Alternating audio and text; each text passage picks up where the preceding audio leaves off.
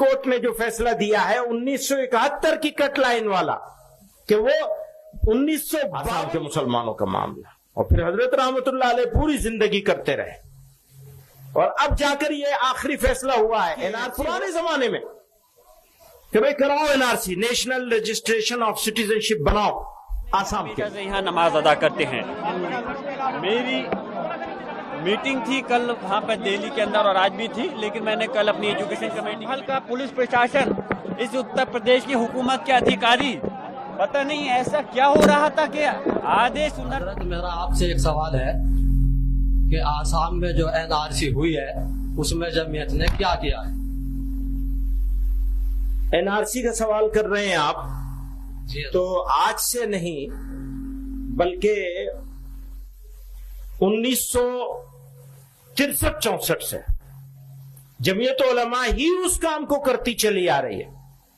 एक जमाना ऐसा था, हमारे हजरत रहमतुल्लाह अलैह आसाम तशरीफ ले गए थे तो रास्ता चलना दुश्वार हो गया था। और आज भी, अभी चंद रोज पहले सुप्रीम कोर्ट ने जो फैसला दिया है 1971 की कट लाइन वाला कि वो 1952 को 50 को कट डेट माना जाएगा, 52 को माना जाएगा या 71 को माना जाएगा। पिछले 15-16 सालों से जमीयत उलमा उस मुकदमे को भी लड़ रही है और अल्हम्दुलिल्लाह उसमें कामयाबी हुई अभी 4 रोज पहले। तो जमीयत उलमा ही बुनियादी तौर पर, हो सकता है कुछ और लोगों ने भी काम किया हो उसमें, लेकिन उसकी बुनियाद जमीयत उलमा ने डाली। तो अल्हम्दुलिल्लाह जमीयत उलमा ही हजरत मौलाना हिफ्जुर रहमान साहब के जमाने में यह काम शुरू हो गया था, आसाम के मुसलमानों का मामला, और फिर हजरत रहमतुल्लाह अलैह पूरी जिंदगी करते रहे और अब जाकर यह आखिरी फैसला हुआ है। एनआरसी हो गई, उस एनआरसी के लिए भी जमीयत उलमा ने बार बार मुतालबा किया। होता क्या है, घुसपैठिया बताते हैं और घुसपैठिया बताकर गैर मुस्लिमों को डराते हैं, उनको डराकर मुसलमानों के मुकाबले के लिए बुनियादी इश्यूज से हटाकर उनको जज्बाती इश्यूज पर अपने साथ लेना चाहते हैं। ये पॉलिटिक्स है, फिरका परस्तों की पॉलिटिक्स है।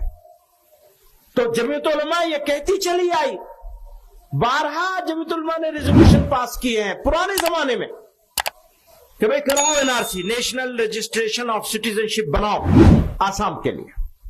तो अल्हम्दुलिल्लाह जमीयत उलमा नहीं किया।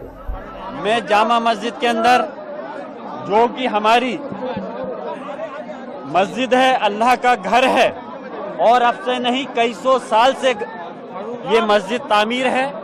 यहाँ पर इबादत करने के लिए सारे मुसलमान तशरीफ लाए हैं और ये कोई नई नहीं है, हमेशा से यहाँ नमाज अदा करते हैं।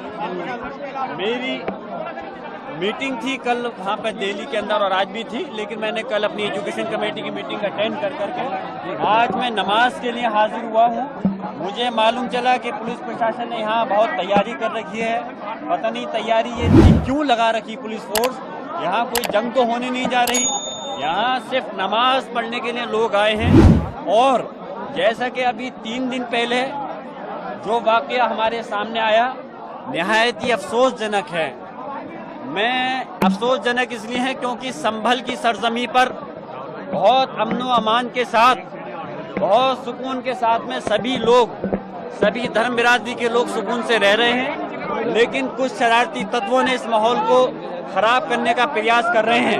और वो शरारती तत्व उन्होंने जो याचिका डाली और उसके अंदर जो सर्वे का, मुझे ताज्जुब भी है इस बात का, और ये मेरा अधिकार है, मेरा अधिकार है कि मैं कोर्ट के आदेश के खिलाफ आगे कोर्ट में जा सकता हूं, और जो कोर्ट ने आदेश दिया मैं उससे सहमत नहीं हूं।